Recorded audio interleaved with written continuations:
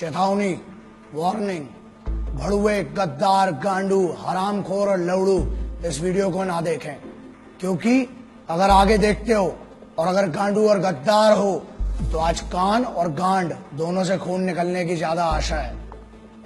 जो इंटेलेक्चुअल्स हैं, जो हाई सोसाइटी के लोग हैं, वो ना देखें। आज तो मिट्टी की कसम है, जो बात करूंगा कड़वी करूंगा, देखना नहीं देखना आपकी मर्जी है।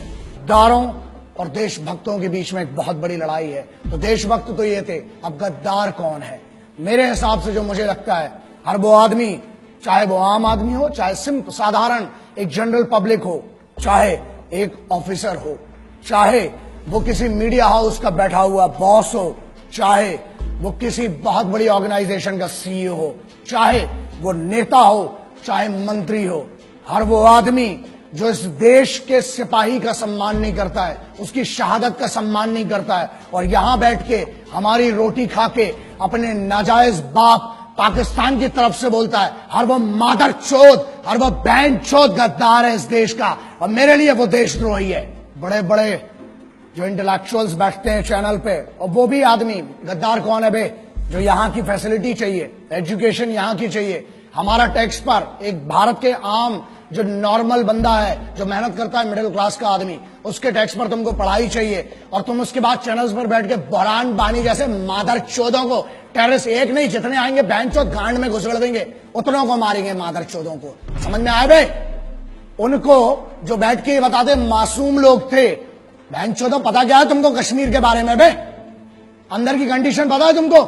जो गुमराह करते हैं इस देश के बच्चों को, उनको स्कूल कॉलेजेस नहीं जाने देते और अपने लौंडों को विदेश में पढ़ाते हैं। मेरे लिए हर वो मादरचोद, हर वो आदमी गद्दार है जो यहां बैठकर यहाँ की रोटी खाकर, चाहे कहीं पर भी बैठे, किसी भी लेवल का हो, चाहे अंग्रेजी में बोले चाहे हिंदी में बोले, जो भी पाकिस्तान की इस हरकत का और मेरे उन भाइयों को सोते हुए मारा जिन मादरचोदों ने, उनकी तारीफ करने वाला वो हर आदमी गद्दार मादरचोद इस देश का राष्ट्रद्रोही है, गद्दार है, बहनचोद। मैं हमेशा कहता हूं, और मैं ऑपरेशंस जो थे मैं उसके बारे में बात नहीं करना चाहता था।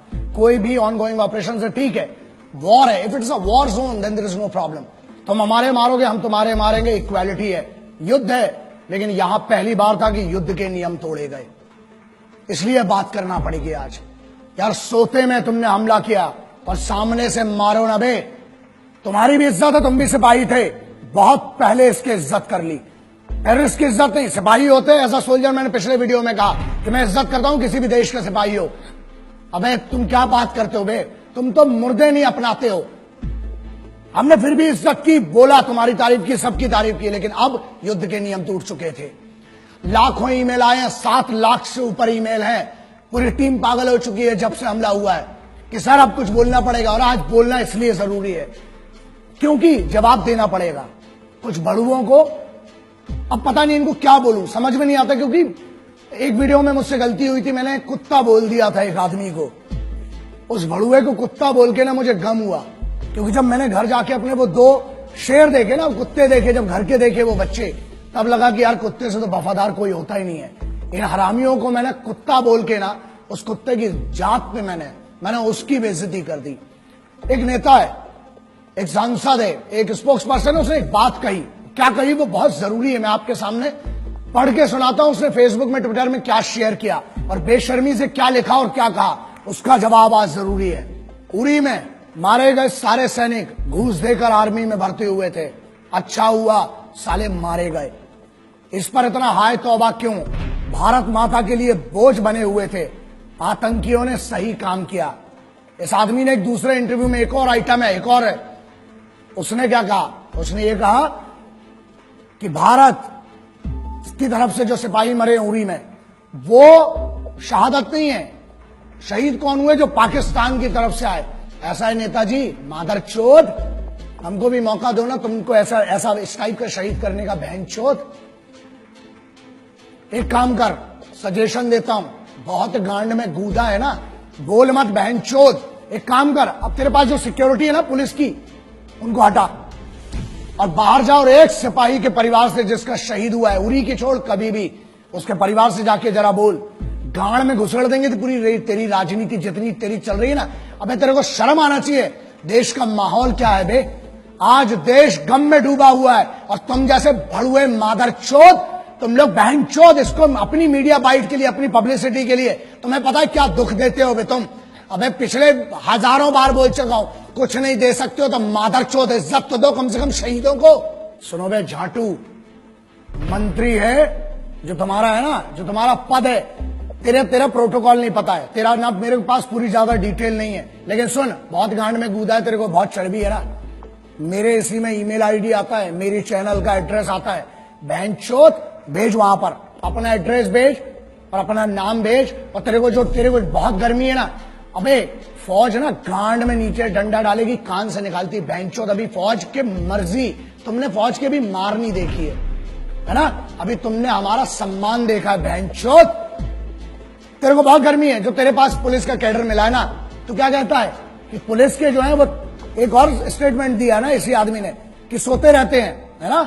एक और मादरचोद है दूसरा, वो पुराना वाला भड़ुआ साला जिसको अपन ने पहले भी बात किया था हरामी के बारे में। क्या कहता है कि पुलिस और फौज में वही लोग जाते हैं जो अनपढ़ होते हैं या जिनके घर में कोई 1 रुपए का पढ़ा नहीं होता है, और जो लोग सिर्फ और सिर्फ 10वीं 12वीं बड़ी मुश्किल से पास कर पाते हैं, वो लोग जाते हैं। सुन, अब तेरे को बताता हूं, अबे चूतिए मादरचोद, तेरे को पता भी है फौजी होता कौन है? भारत का राष्ट्रपति भवन, हर राज्य का मुख्यमंत्री भवन, हर राज्य का सांसद, पार्षद, विधायक, हर राज्य का डेमोक्रेटिक जितना भी बड़ा आदमी हो, हर राज्य का संविधान, मतलब सुप्रीम कोर्ट हो चाहे हाई कोर्ट हो, उसकी सुरक्षा में हर चौक पे खड़ा हुआ एक पुलिस का सिपाही, हर बड़े एस्टेब्लिशमेंट के सामने संतरी बन के खड़ा हुआ एक सिपाही। अबे तेरी औकात नहीं बहनचोद कि तू उनके बराबर का बन सके। वो इस देश को चलाते हैं। तू अगर इन मंचों पे जाके इतनी बड़ी बड़ी बात कर पा रहा है ना, भोसड़ी के इसलिए कर पा रहा है क्योंकि वहां सिपाही हर चौगड्डे पर तेरे लिए खड़े हो, तेरे जैसे मादरचोदों को इतनी परमिशन दे रखी है। यही प्रॉब्लम है। जिस दिन छूट मिलेगी और जिस दिन सही मौका आया, याद रखना गांड में इतना बड़ा सुल्ला जाएगा। बहनचोद, अभी तूने बहुत मोहब्बत देखी और बहुत हुआ सम्मान तुम्हारा मादरचोदों। एक और सेंटेंस बोला इसने बहनचोद ने कि पैसा देके, घूस देके जाते हैं। अबे चूते तेरे पास दिमाग है लौड़े। बात एक्सट्रीम इनसेंसिबिलिटी की, शुद्ध भाषा में चूतियापा बोलते हैं ना जिसको, वो ये इन जैसे बहुत बड़े बड़े होशियारों ने जो बड़े बड़े यूनिवर्सिटीज में पढ़ रहे हैं, उनका कहना यह है कि फौज में पैसा देके जाते हैं और सोते हैं और राशन खराब करते हैं, राशन खाते हैं फ्री का, है ना।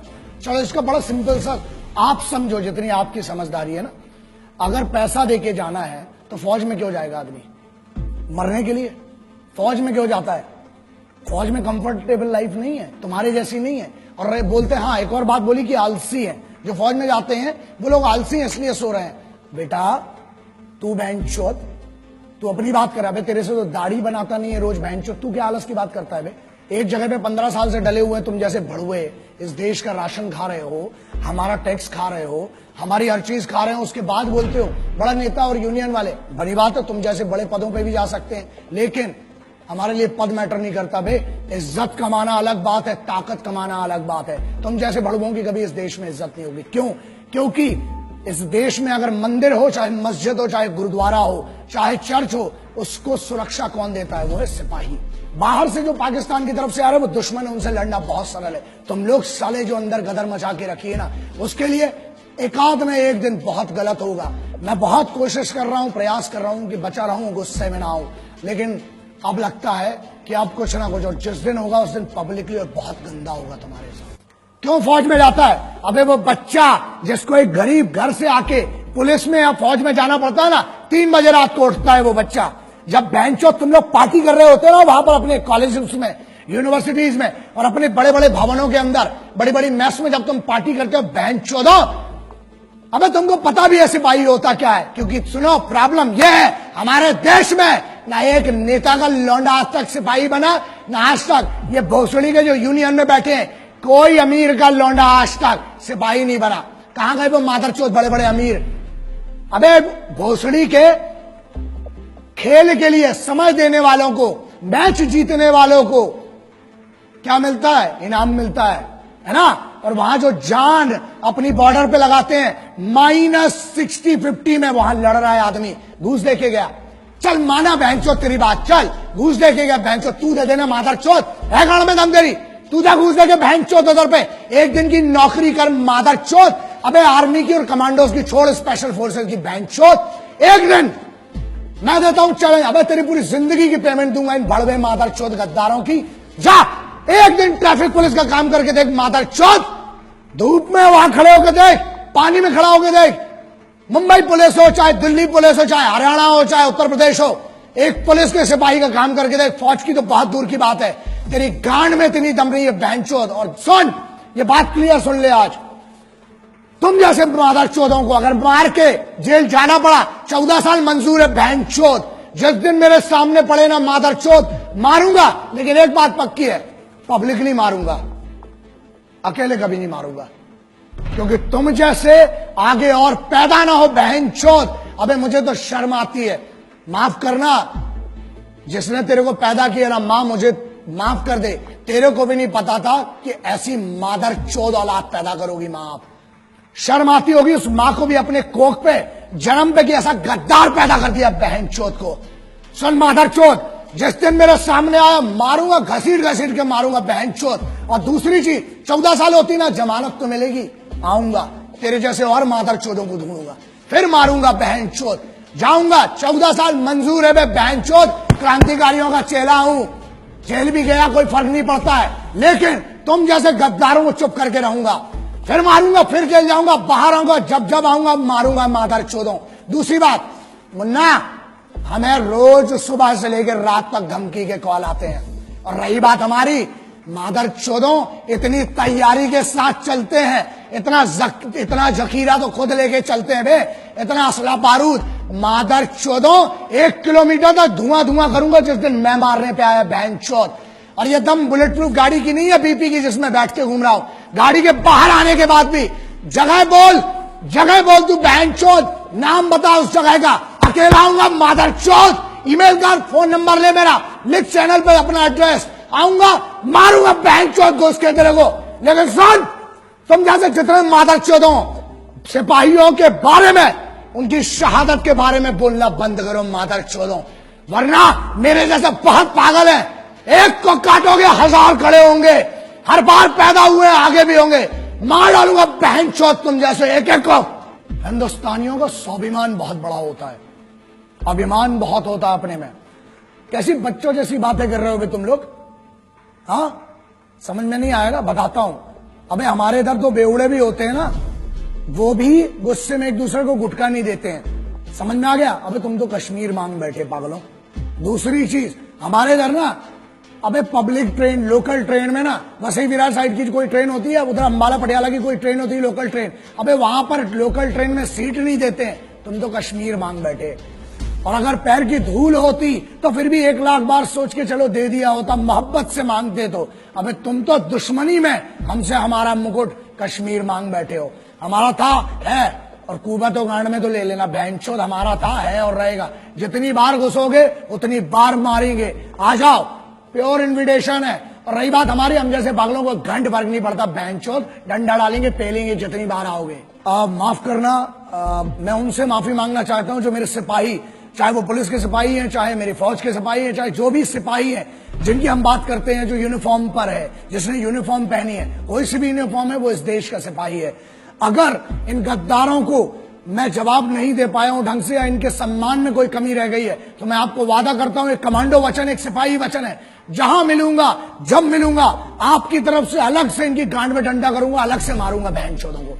मैं सिर्फ, हम जो है, हम सिर्फ तिरंगे के सगे हैं, ना हम किसी के उपकार के हैं, ना हम किसी सरकार के हैं, समझ लेना, ना हम किसी के उपकार के हैं, ना हम किसी सरकार के हैं, हम हैं तो सिर्फ हर फौजी, हर सिपाही के परिवार के हैं। हमको किसी से कोई मतलब नहीं होता, ना हम किसी के उपकार के सगे हैं, ना हम किसी सरकार के सगे हैं। हम हैं तो हैं सिर्फ और सिर्फ एक फौजी और एक सिपाही के परिवार के सगे हैं। बस इतना मेरी तरफ से आज जितना हो सका इस भाई से करूंगा, आज भी कर रहा हूं, आखिरी तक इस मिट्टी के लिए लड़ूंगा। और अगर तुमसे ना हो सके तो बताना, ये भाई तो आखिरी सांस तक तुम्हारे लिए लड़ेगा और इस मिट्टी के लिए लड़ेगा। ये वादा रहा तुमसे, आज भी और आगे भी। जय हिंद। वंदे मातरम, इनकलाब जिंदाबाद, भारत माता की जय।